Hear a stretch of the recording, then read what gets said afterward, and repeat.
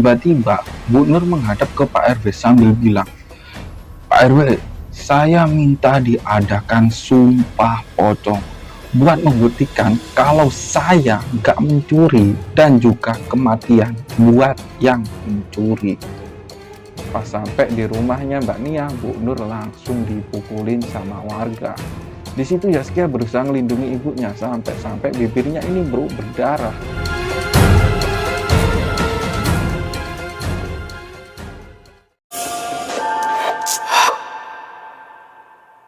Hey bro, makasih udah klik video dari Mas Imba Kaskara. Ya, di episode kali ini kita ada cerita tentang suatu sumpah yang dampaknya sangat mengerikan. Ternyata di zaman yang sudah serba modern ini bro, ternyata masih ada yang gunain cara-cara seperti itu. Cerita ini tentang sumpah pocong yang dialami oleh ibunya Zaskia. Jadi Zaskia ini hidup di garis kemiskinan. Bapaknya Zaskia udah meninggal saat Zaskia ini duduk di kelas 3 SD. Dan untuk mencukupi kebutuhan sehari-hari bro, ibunya Zaskia ini yang bernama Bu Nur jualan gorengan hingga saat Zaskia kelas 1 SMP. Ibunya Zaskia jadi pembantu rumah tangga di keluarganya Mbak Nia. Mbak Nia ini masih muda, cantik, dan pintar, dan punya suami namanya Mas Afan. Mereka menikah baru 3 tahun dan punya 1 orang anak.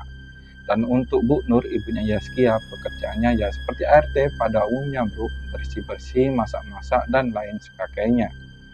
Mbak Nia dan Mas Afan ini sikapnya baik bro ke Bu Nur. Tiap kali Bu Nur mau pulang, Mbak Nia ini selalu nyuruh bungkus masakan buat dimakan Bu Nur sama Zaskia.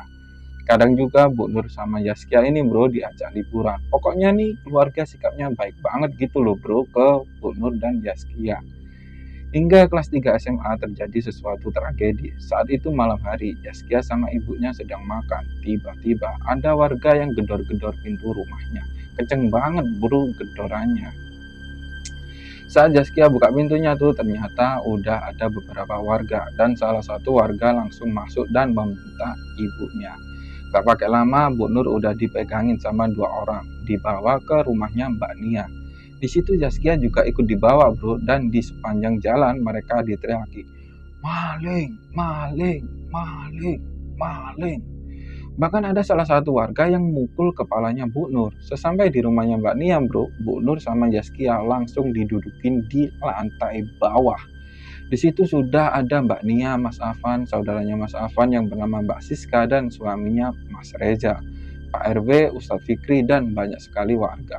Ternyata ceritanya saat itu Mbak Nia sekeluarga sedang pergi ke luar kota. Seperti biasa kunci rumah dititipkan ke Bu Nur buat bersihin rumah. Dan pas nyampe rumah, Mbak Nia ngecek laci tempat dia menyimpan perhiasan. Ternyata semua perhiasan serta emas batangan hilang, gak ada yang tersisa. Ya otomatis yang dituduh pertama kali yaitu Bu Nur dong. Bu Nur yang dituduh seperti itu ya nggak mengakui lah. Saat itu Bu Nur dan Zaskia mendapat perlakuan yang nggak mengenakan. Bu Nur ini bro ditembak pertanyaan demi pertanyaan yang memojokkan si Bu Nur.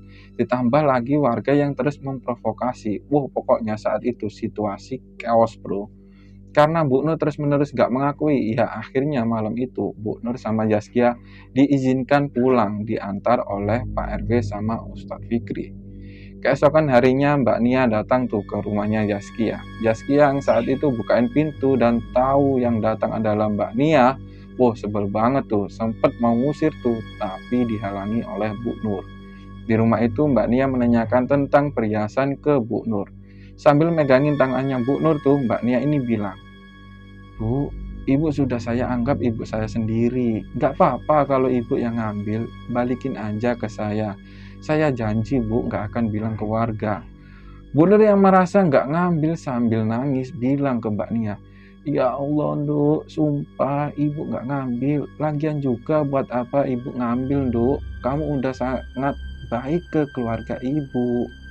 Karena Bu Nur gak ngaku, Mbak Nia pun pamit. Dan singkat cerita, saat Zaskia ini mau berangkat sekolah tuh, tiba-tiba ada beberapa warga nyamperin rumahnya dan langsung bawa Bu Nur. Zaskia yang ngelihat ibunya ini dibawa, dia lempar tasnya dan ngejar warga yang bawa ibunya. Pas sampai di rumahnya Mbak Nia, Bu Nur langsung dipukulin sama warga. Di situ Zaskia berusaha melindungi ibunya sampai-sampai bibirnya ini bro berdarah. Mbak Nia yang lihat Bu Nur digituin berusaha misahin warga tuh sampai mukanya Mbak Nia bro ikut kena bogem. Saat lagi rame tuh ada Pak RW dan Ustadz Fikri yang sedang lewat langsung mendatangi kerumunan warga. Wow, di situ Pak RW marah-marah tuh ngelihat warganya main hakim sendiri. Saat Pak RW marah-marah tuh Bu Nur tiba-tiba ngomong sesuatu yang mengerikan. Kalian sudah sangat keterlaluan. Kenapa kalian menghajar anak saya? Saya bersumpah nggak ngambil sedikit pun perhiasannya Nia. Tiba-tiba Bu Nur menghadap ke Pak RW sambil bilang, Pak RW, saya minta diadakan sumpah pocong buat membuktikan kalau saya nggak mencuri dan juga kematian buat yang mencuri.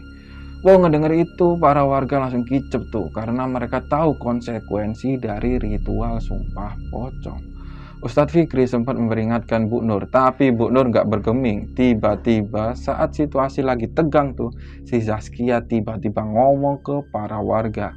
Zaskia ini bilang seperti ini bro, kalian yang sudah memukuli ibu saya tantang kalian melakukan hal serupa. Kalau tuduhan kalian salah, kalian mati.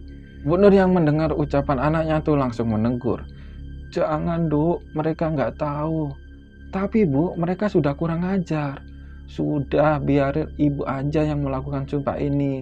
Toh ibu nggak mencuri kok, tenang aja kamu Duk.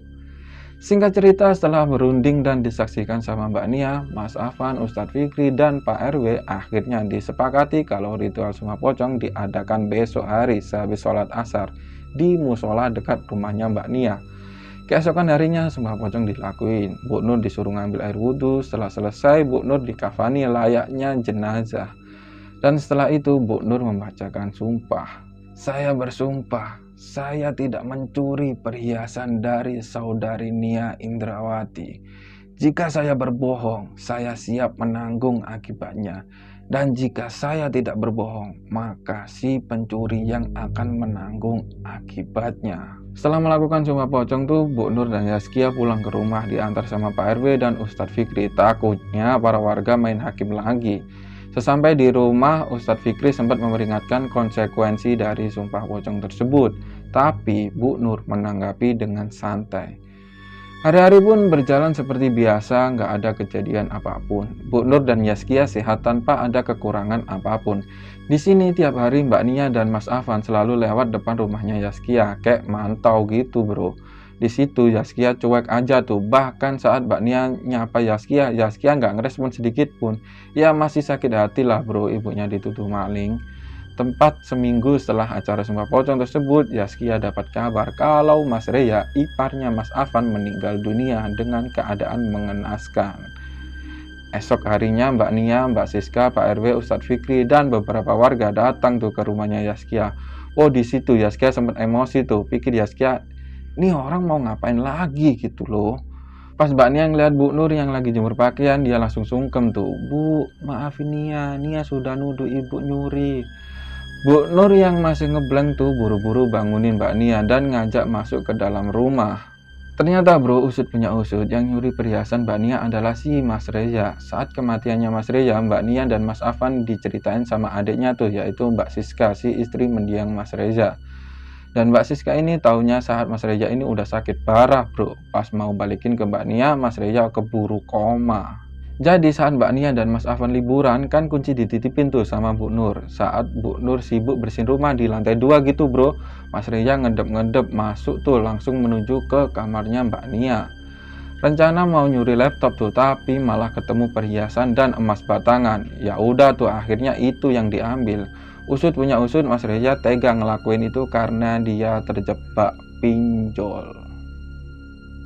Oke tuh bro, gimana ceritanya? Pelajaran yang bisa didapat, yang pertama, kalau kalian punya harta berharga, pasang CCTV di rumah kalian. Yang kedua, jika kalian nggak salah, jangan takut. Dan yang ketiga, yang terpenting nih ya, hati-hati dengan pinjaman online ataupun dengan permainan judi online.